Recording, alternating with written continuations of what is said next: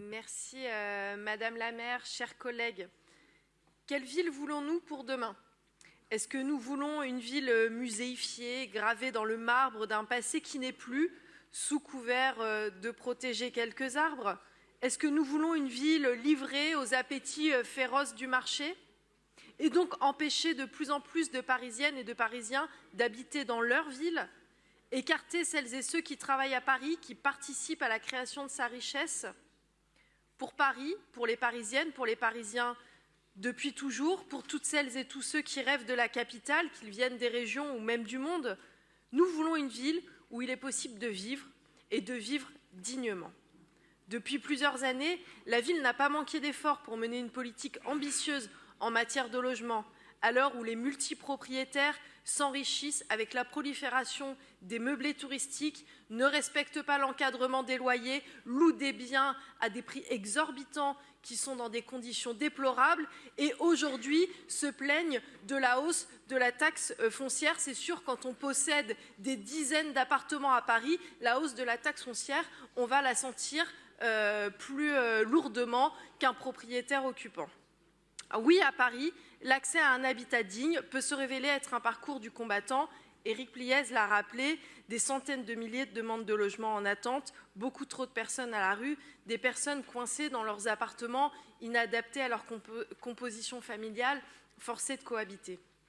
Et alors nous nous félicitons de cette stratégie ambitieuse qui apporte des réponses à une forte préoccupation, une préoccupation du quotidien. Une stratégie ambitieuse sur la volonté de transformer et adapter les logements bâtis déjà existants, concilier ainsi nos objectifs sociaux et écologiques. Il est impératif que le parc immobilier soit rénové pour limiter nos émissions de gaz à effet de serre. Et si nous sommes bien conscients des difficultés de rénover dans le parc privé, nous nous félicitons de l'action menée dans le parc social. Alors que celui-ci représente 250 000 logements, nous savons aujourd'hui que la rénovation de plus de 60 000 logements a été engagée, soit bientôt plus de 20% du parc. Et c'est aussi plus de 400 millions d'euros qui ont été injectés l'année dernière dans la rénovation du parc social, un budget qui augmente chaque année depuis 2018. Et cela conforte notre vision que seule une meilleure maîtrise publique peut nous permettre de mener une politique de transition écologique globale et sérieuse. 40% de logements publics à Paris d'ici 2035. Quelle ambition! Alors que Paris ne comptait que 13% de logements sociaux en 2001, que nous touchons les 25% du doigt, nous voilà tournés vers un objectif 30% en 2030, auquel viennent s'ajouter ces 10% supplémentaires de logements abordables.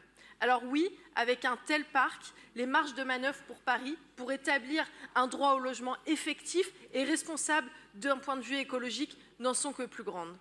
Avec cet objectif, Paris s'inscrit dans la continuité de grandes capitales européennes, comme celle citée souvent en exemple, la ville de Vienne. Oui, c'est une ville de locataires, mais en fait, excusez-moi Madame Dati, mais est-ce qu'il y a un problème à être locataire? Est-ce que c'est une tare d'être locataire dans son logement? Est-ce que nous ne pensons pas que le parcours résidentiel, cela doit forcément être in fine, l'accession à la propriété. Nous ne pensons pas que l'accession à la propriété soit le signe d'une réussite dans la vie. On peut vivre très bien toute sa vie locataire et on peut même vivre très bien toute sa vie locataire du parc de logement social. Heureusement, en effet, heureusement, vous l'avez dit, parce qu'à Paris, pourquoi est-ce qu'on a seulement 33% de propriétaires occupants? Parce qu'on a aussi beaucoup de propriétaires bailleurs, de propriétaires qui accèdent à la propriété pour faire de la spéculation, pour louer des chambres de bonne d'à peine 10 mètres carrés à des milliers d'euros, à des milliers d'euros quand même. Restons un petit peu dans la mesure, Monsieur Granier. Mais pourtant, c'est une réalité. C'est une réalité. Et donc, vous dites, on veut déclarer la guerre à la propriété, il faut des parcours résidentiels à l'accession. Eh bien non, nous, on souhaite que tout le monde puisse vivre dignement dans cette ville et puisse avoir accès à un logement pour la vie y compris en location.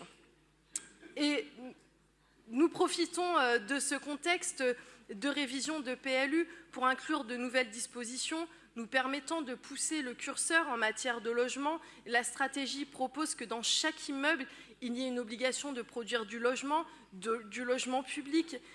C'est une ambition que nous saluons et que nous tenons à souligner. Nous saluons également la création d'une nouvelle foncière permettant concrètement d'acheter de nouveaux immeubles de bureaux, d'anciens garages, d'anciens hôtels, de produire du logement en répondant à la demande des Parisiens et ainsi perpétuer l'action de la ville. Les outils pour produire ce parc public sont à notre disposition, il est nécessaire d'en faire usage. Et si la proportion de la part publique du parc tend à grandir, elle ne représente pas tout. Parce que, rassurez-vous, il restera quand même du logement privé à Paris, que certains appellent le marché libre, avec tous les guillemets que cela impose, mais avec une maîtrise des prix pour lutter contre la spéculation immobilière. Et nous saluons la future compétence de la ville de Paris relative à la collecte et à l'instruction des signalements, notamment à l'encontre des propriétaires qui souhaitent se soustraire à l'encadrement des loyers. Et ils sont encore beaucoup trop nombreux à Paris. Environ 30% des propriétaires